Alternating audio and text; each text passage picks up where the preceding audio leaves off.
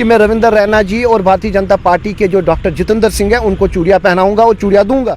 और डीडीसी को क्या दे रहे हैं मुझे बताइए। अगर ये डीडीसी चुनाव हुआ उनकी सैलरी कितनी है एज कम्पेयर टू एमएलए? काम ज़्यादा करेंगे डीडीसी वाले, काम करेंगे बीडीसी वाले, और तनख्वाह किसकी ज़्यादा है? एमएलए की। मोदी सरकार है तब जब से ये बजट आ रहे हैं युवाओं के हित में नहीं है।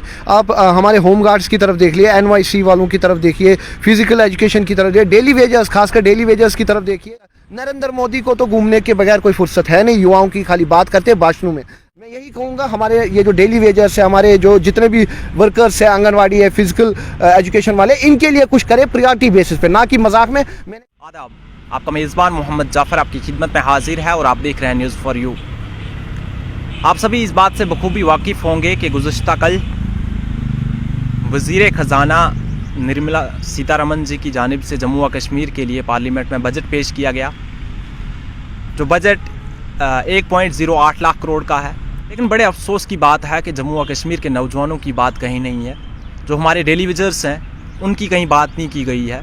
एनवाईसी, हमारे होमगार्ड्स, रहबरे खेल, फिज़िकल एजुकेशन टीचर्स, उनकी कहीं बात नहीं की गई है। हमारे साथ अभी खुसूसी बातचीत के लिए ऋषि किलम जी मौजूद हैं, जो एक समाजी कारकुन हैं और हमेशा नौजवानों की आवाज़ बुलंद करते रहते हैं। आइए हम इनसे बातचीत करते हैं और जानने की कोशिश करेंगे कि किस तरह से ये इस बजट को देखते हैं। जी, सबसे पहले तो स्वागत है आपका हमारे चैनल। शुक्रिया शुक्रिया जी। ऋषि जी, क्या कहना चाहेंगे, कल पार्लियामेंट में जो बजट पेश किया गया है जम्मू व कश्मीर के लिए, इस बजट को आप किस तरह से देखते हैं? देखिए, बड़े डिसअपॉइंट की बात है, आज से नहीं पहले से, जब से ये बजट मोदी सरकार है तब जब से ये बजट आ रहे हैं युवाओं के हित में नहीं है। आप हमारे होमगार्ड्स की तरफ देख लिए, एनवाईसी वालों की तरफ देखिए, फिजिकल एजुकेशन की तरफ देखिए, डेली वेजर्स, खासकर डेली वेजर्स की तरफ देखिए, उनकी कंडीशन क्या है। उनको पूरी उम्मीद थी, आस थी कि नहीं इस बार भारतीय जनता पार्टी का जो ये बजट आएगा हमारे सेंट्रल मिनिस्ट्री से, लेकिन वो फिर से निराशा उनको मिली। काफ़ी दुख की बात है कि जम्मू कश्मीर को हमेशा ये नेगलेक्ट करते हैं, जबकि ये कहते हैं जम्मू कश्मीर हमारे सर का ताज है, इसको हमने यूटी बनाया, इसके लिए हम डेवलपमेंट करेंगे, अनएम्प्लॉयमेंट ख़त्म करेंगे,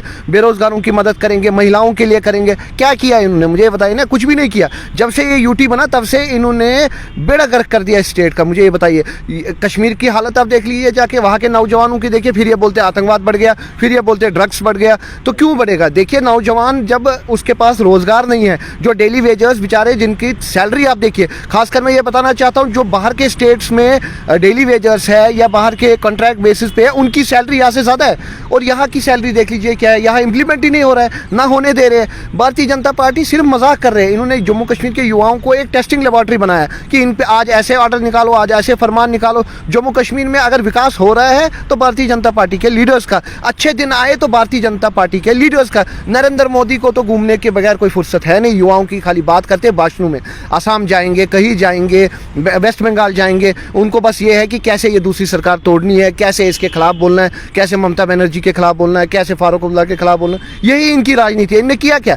जैसे इनने इशू उठाया था राम मंदिर का जी, लोगों को गुमराह करते हमने मैं उनको बताना चाहता हूँ, राम मंदिर का जो डिसीजन आया वो सुप्रीम कोर्ट ने दिया फैसला, चाहे उसमें कांग्रेस की सरकार हो चाहे बीजेपी की सरकार हो, और बीजेपी क्रेडिट अपने पे ले रहे। अच्छे दिन क्या आए मुझे बताइए, किसके अच्छे दिन आए? लोग परेशान है, कमर टूट चुकी है। आप चिनाब वैली साइड जाइए, वहाँ के मेरे युवाओं से बात होती रहती है, उधर कंडीशन देखिए, वो जहर खाने पे, आत्महत्या पे आए, सुसाइड हो रहे हैं, घरों में कलेश हो रहा है भारतीय जनता पार्टी की वजह से, क्योंकि इन्होंने कोई डेवलपमेंट नहीं किया। हमें उम्मीद थी ये जो बजट आया ये डेली वेजर्स के हित में होगा, ये होमगार्ड्स के हित में होगा, ये हमारे रहबरे खेल वालों के हित में होगा, लेकिन कुछ नहीं। फिर निराशा मिली उनको। फिर एक आस दिया जाएगा इलेक्शन तक लॉलीपॉप कि हाँ जी हम आपके लिए करेंगे, हम आपके लिए करेंगे। लेकिन मैं ये बताना चाहता हूँ लेफ्टिनेंट गवर्नर साहब को कि आप यहाँ के, अगर आप लेफ्टिनेंट गवर्नर है, इस टाइम सारा कंट्रोल आपके पास है। ये आपका फ़र्ज़ बनता है कि हमारे होमगार्ड्स, डेली वेजर्स की बात सरकार तक लेके जाए, सेंटर तक लेके जाए। लेकिन आप क्या कर रहे हैं? राजभवन से आते, इनाग्रेशन करते, इनाग्रेशन से वापस जाते, कर क्या रहे? कौन सी डेवलपमेंट? प्रोजेक्ट सब हज़ारों करोड़ के यहाँ आ रहा है, कहाँ जा रहा है वो फंड्स, कहाँ जा रहे हैं? जी, आप भी ये बात जानते हैं कि जम्मू व कश्मीर में बेरोज़गारी जो है वो आसमान छू रही है। क्या लगता है इस बजट से बेरोज़गारी में कोई कमी देखने को मिलेगी? देखिए, इस बजट ने तो और कमर तोड़ दी। क्या मिला मुझे बताइए, बजट में है क्या? आप मुझे बताइए, एक एमएलए की तनख्वाह कितनी है, एक एमएलए का पेंशन कितना है, एक फॉर्मर मिनिस्टर जो है उसकी पेंशन कितनी है, और डीडीसी को क्या दे रहे हैं? मुझे बताइए, अगर ये डीडीसी चुनाव हुआ, उनकी सैलरी कितनी है एज कम्पेयर टू एमएलए? काम ज़्यादा करेंगे डीडीसी वाले, काम करेंगे बीडीसी वाले, और तनख्वाह किसकी ज़्यादा है? एमएलए की, फॉर्मर मिनिस्टर्स की। अभी तक एनक्रोचमेंट कर रखा है, अभी तक भारतीय जनता पार्टी के जो लीडर्स है, जो मिनिस्टर रहे, एमएलए रहे, वो गवर्नमेंट बंगले खाली नहीं कर रहे। क्यों नहीं खाली कर रहे? मुझे बताइए। जो पैसा हमारे पेंशन पे, लाखों रुपया पेंशन है मंथली किसी एमएलए का, आप देख लीजिए, वो पेंशन कम करके, रिड्यूस करके, वही पैसा युवाओं पे खर्च करो, वही पैसा डेवलपमेंट में। आप मुझे बताइए, एक फॉर्मर मिनिस्टर 1.5 लाख रुपए सैलरी लेगा, फॉर्मर चीफ मिनिस्टर 2 लाख रुपए सैलरी लेगा, पेंशन लेगा, और हमारे युवा तो कुछ भी नहीं। डेली वेजेस क्या ले रहे हैं? 3,000, 4,000, 5,000, 6,000। और ये शर्म आनी चाहिए आज के डेट में। क्या होगा? उनका परिवार वाले कैसे एडजस्टमेंट कर रहे हैं, उनके बच्चे कैसे एडजस्टमेंट कर रहे हैं? भारतीय जनता पार्टी के बस आश्वासन देंगे और कुछ नहीं करेंगे। बिल्कुल ऋषि जी, कल से मैं देख रहा हूँ सोशल मीडिया पर आपकी एक वीडियो वायरल हो रही है, जिसमें आप कह रहे हैं कि अगर बीएसएफ और सीआईएसएफ के मसाइल रविंद्र रैना जी हल नहीं करते हैं तो मैं खुद उनके टेबल पर जाकर उनको चूड़ियाँ पहनाऊंगा। ये क्या था?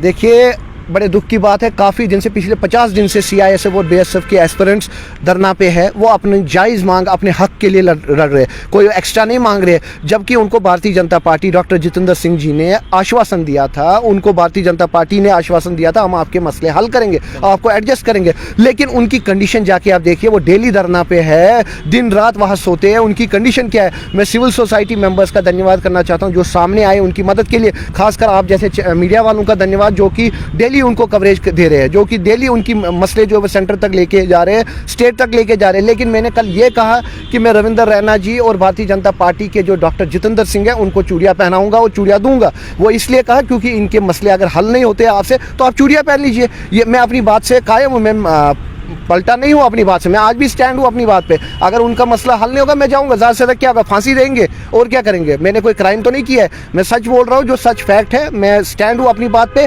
अगर उनके मसले हल नहीं हुए, अगर डेली वेजर्स के मसले हल नहीं हुए, आंगनवाड़ी वर्कर्स के मसले हल नहीं हुए, फिजिकल एजुकेशन वालों के हल नहीं हुए, हर एक जो बेचारे यहाँ सड़कों पर उनके मसले हल नहीं हुए, तो मैं खुद, चाहे फांसी हो चाहे कुछ हो, मैं इनको चूड़ियाँ दे के आऊँगा और चूड़ियाँ पहना के आऊँगा। बिल्कुल ऋषि जी, आखिर में मैं आपसे जानना चाहूँगा, क्या कुछ कहना चाहेंगे आप मरकज़ में बैठी भाजपा सरकार और खासकर एलजी इंतजामिया से? देखिए, खासकर मैं नरेंद्र मोदी जी से ये कहूँगा कि आपका स्लोगन 2 चीज़ों में खासकर था कि विकास, डेवलपमेंट, और युवाओं के लिए खासकर आप बात करते थे कि युवाओं के लिए हम, ये हमारे देश के भविष्य है, हम उनके लिए बहुत कुछ करेंगे। जो भाषण नरेंद्र मोदी जी और जो भाषण यहाँ के भाजपा के लीडर से दिया, लेकिन उन्होंने कुछ भी नहीं किया। मैं उनसे फिर भी ये कहना चाहता हूँ, जो आस, जो उम्मीद जम्मू कश्मीर के नौजवानों को आप पे थी, वो कहीं ना कहीं आप देखिए वो हट रही है। डीडीसी इलेक्शन में भी आपने रिजल्ट देख ही लिया भाजपा का, तो आने वाले एमएलए इलेक्शन में मुझे उम्मीद है कि इनका पूरा सफाया होगा। ऐसी बात नहीं, आप देखिए चिनाब वैली की बात कर लीजिए, रजौरी पूंछ की बात कर लीजिए, डोडा किश्तवाड़ की बात, रामबन की बात कर लीजिए, डेवलपमेंट कहा है? जीरो डेवलपमेंट है। जहां आज तक सड़क नहीं बन पाई,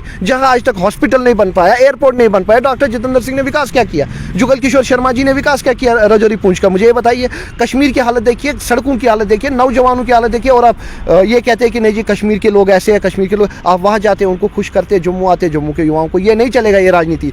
मैं मरकजी सरकार से ये कहना चाहता हूँ, अभी भी वक्त है, जम्मू कश्मीर के युवाओं के लिए कुछ करे। और बजट में खासकर जब भी आप बजट पास करते हैं, जब भी आप कुछ सोचते हैं, जम्मू कश्मीर को प्रायोरिटी पे लीजिए, क्योंकि ये डिस्टर्ब स्टेट है। ऑलरेडी जम्मू कश्मीर ने आतंकवाद हिट स्टेट है। यहाँ के नौजवान देखिए, वो ऑलरेडी फ्रस्ट्रेटेड है, और वो सड़कों पे इसलिए क्योंकि उनके कहीं ना कहीं, कश्मीर जाइए, वो कोई परिवार नहीं आपको मिलेगा जिसका कोई ना कोई लड़का शहीद हुआ है, कोई ना कोई बच्चा आतंकवाद की वजह से हिट हुआ है। तो उनके लिए कुछ करिए। ये नहीं, ब्लाइंड कितने 8 से 10 हज़ार जो ब्लाइंड है, जो स्टोन पैलेट गन्स में यूज़ करवाए गए उस टाइम ब्लाइंड है, उनके लिए कुछ सोचिए। आखिरकार उनके लिए क्या है आपके पास? कश्मीर की जो हमारे पढ़े लिखे नौजवान हैं, उनके लिए क्या है आपके पास? जम्मू के नौजवान हैं, उनके लिए क्या है आपके पास? आपके पास ना विजन है ना मिशन है, बस आप बातें करते हो हवा में। मैं यही कहूँगा, हमारे ये जो डेली वेजर्स है, हमारे जो जितने भी वर्कर्स है, आंगनवाड़ी है, फिजिकल एजुकेशन वाले, इनके लिए कुछ करें प्रायोरिटी बेसिस पे, ना कि मजाक में। मैंने कल एलजी साहब को, नरेंद्र मोदी जी को लेटर भी लिखी है, लेकिन अभी तक कोई रिप्लाई आया नहीं। लेकिन मेरा जो फ़र्ज़ है, मैं इनके हक के लिए लड़ूंगा और लड़ता रहूँगा, चाहे उसके लिए मुझे अपनी जान तक देनी पड़े। जी, आपका बहुत बहुत शुक्रिया अपना कीमती वक्त देने के लिए। तो नाज़रीन, ये थे हमारे साथ